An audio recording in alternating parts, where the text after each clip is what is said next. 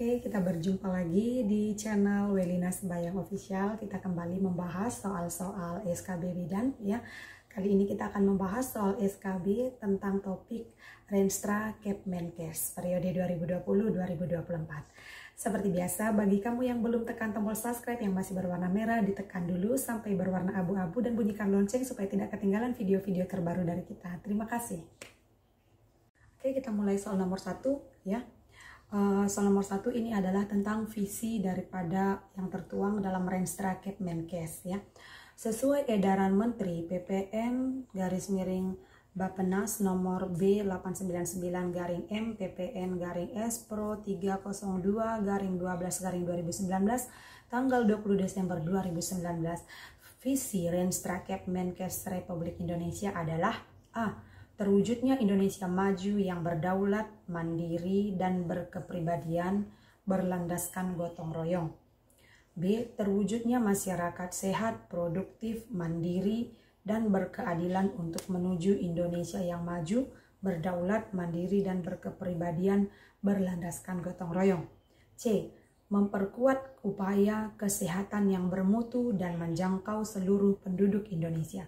D. Memberdayakan masyarakat yang mengarusutamakan pembangunan kesehatan. Nah, di sini jawaban yang paling tepat di sini adalah B, yaitu terwujudnya masyarakat sehat, produktif, mandiri, berkeadilan menuju Indonesia maju, berdaulat, mandiri, dan berkepribadian berlandaskan gotong royong.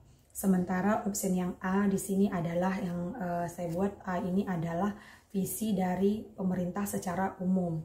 Sedangkan opsi C dan D ini sendiri adalah misi daripada Renstra Kepmenkes ya.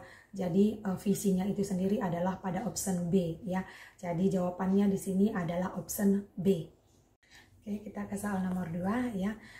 Target indikator sasaran pokok RPJMN tahun 2024 persentase imunisasi dasar lengkap pada anak usia 12 sampai 23 bulan adalah A 75%, B 80%, C 90%, D 100%. Nah, jadi untuk imunisasi lengkap pada anak 12 sampai 23 bulan itu adalah targetnya di tahun 2024 itu adalah C 90%. Karena menurut data RKD ya, Riset Kesehatan Daerah 2018 kita masih tahun 2018 itu datanya masih 57,9%.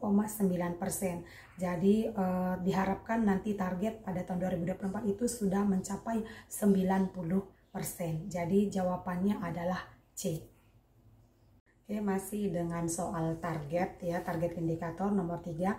Target indikator sasaran pokok RPJMN Rencana Pembangunan Jangka Menengah Nasional ya 2024, angka kematian ibu per 100.000 kelahiran hidup diharapkan adalah A 298 per 100.000 kelahiran hidup, B 183 per 100.000 kelahiran hidup, C 175 per 100.000 kelahiran hidup, D 150 per 100.000 kelahiran hidup. Jadi target harapan menurunkan angka kematian ibu yang diharapkan adalah B 183 per 100.000 kelahiran hidup, karena saat ini dari baseline-nya itu adalah dari data Supas ya 2015 angka kematian ibu itu masih cukup tinggi yaitu 305. Jadi diharapkan tahun 2024 targetnya itu menurun menjadi 183. Jawabannya adalah B. Oke, masih dengan soal target indikator sasarannya.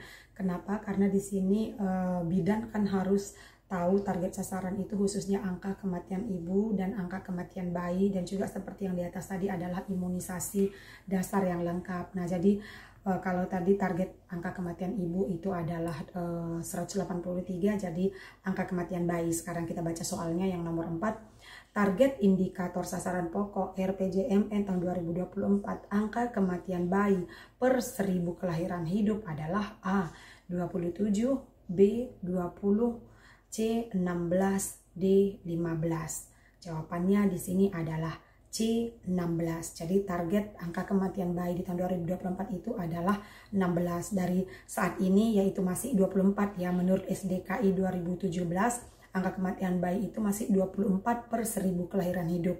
Diharapkan akan menurun menjadi 16 per 1000 kelahiran hidup. Jawabannya C. Oke, kita ke soal nomor 5 ya.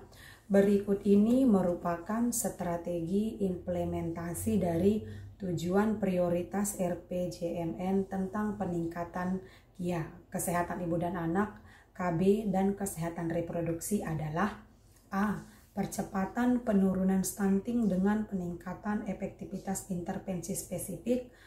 B. Peningkatan intervensi yang bersifat life-saving dengan didukung data yang kuat, evidence-based policy.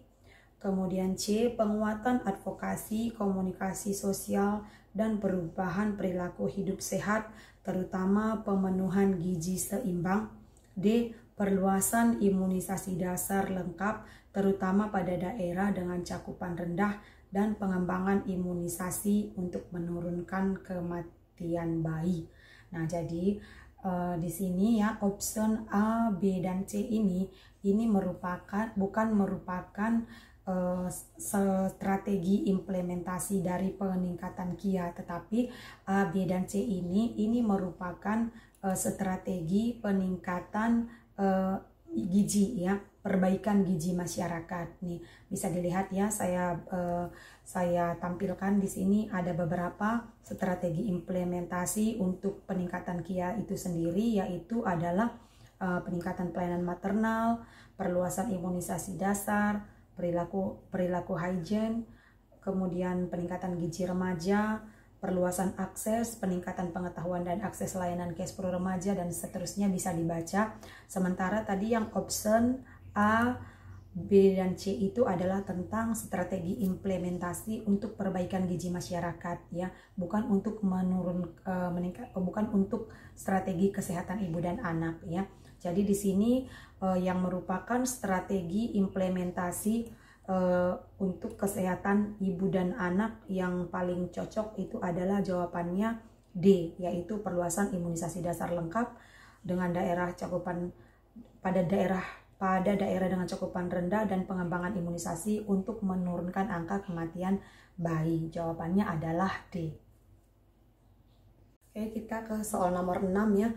Berikut ini yang bukan merupakan upaya strategis dalam menurunkan kematian maternal neonatal adalah, jadi ini masih merupakan strategis dalam menurunkan angka kematian maternal neonatal. A. Peningkatan cakupan dan kualitas pelayanan antenatal dan neonatal. B. Peningkatan kompetensi tenaga kesehatan terutama bidan. C. Peningkatan cakupan ASI eksklusif. D.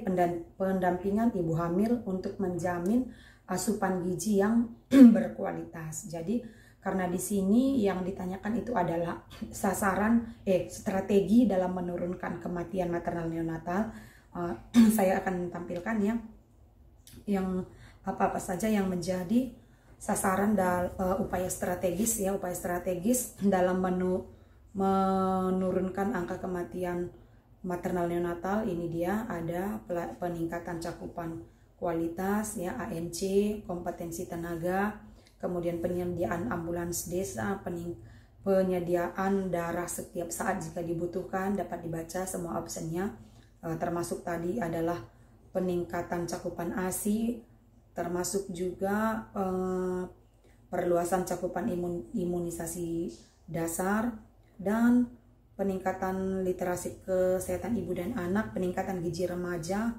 perluasan akses kualitas KB, peningkatan penyediaan Pharmakes ya. Ini dia semuanya ada. Ini juga ada ya, peningkatan kompetensi tenaga kesehatan terutama bidan ya. Jadi yang tidak ada itu adalah option D ya, karena option D itu adalah merupakan upaya strategis meningkatkan status gizi balita. Yang A, B, dan C ini merupakan upaya strategis untuk menurunkan angka kematian maternal dan neonatal. Jadi di sini jawabannya adalah D. Pendampingan ibu hamil untuk menjamin asupan gizi yang berkualitas itu bukan merupakan strategi menurunkan kematian maternal, tetapi merupakan meningkatkan status gizi balita. Jawabannya D. Oke, kita ke soal nomor 7 ya. Salah satu indikator sasaran strategis meningkatnya promosi kesehatan dan pemberdayaan masyarakat adalah dengan meningkatkan posyandu aktif menjadi jadi sasaran berapa jumlah sasaran posyandu aktif yang diharapkan ya.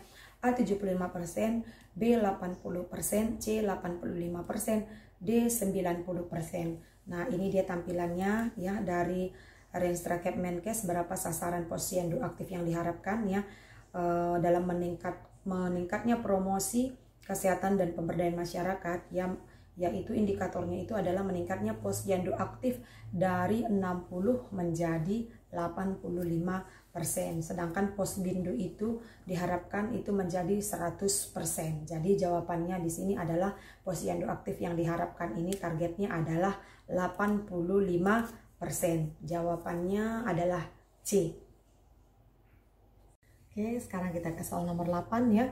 Salah satu indikator sasaran strategis meningkatnya pencegahan dan pengendalian penyakit dengan mengutamakan pendekatan faktor risiko adalah dengan menurunkan insidensi HIV pada tahun 2024 menjadi ya, jadi target menurunkan penyakit menular HIV ya. A 0,15%, B 0,18%, C 0,20%, D 0,22%. Nah, saya akan tampilkan lagi di sini. Oke, di sini akan saya tampilkan ya indikator sasaran strategis ya.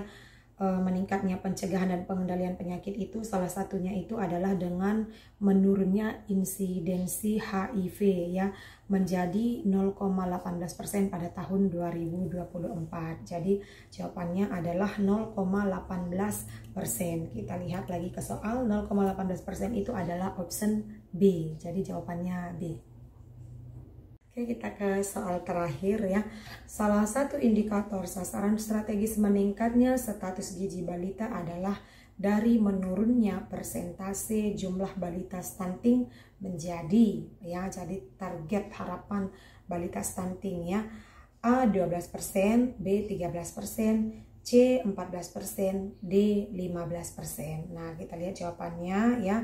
Berapa target harapan stunting menurunnya dari sasaran meningkatnya status gizi balita itu adalah persentase balita stunting dari 27,7% menjadi 14% dan balita wasting dari 10,2 menjadi 7% dan bayi yang kurang dari 6 bulan mendapat ASI eksklusif sebesar 69%. Ya, jadi jawabannya di sini balita stunting itu diharapkan targetnya itu adalah 14%. Jawabannya adalah C.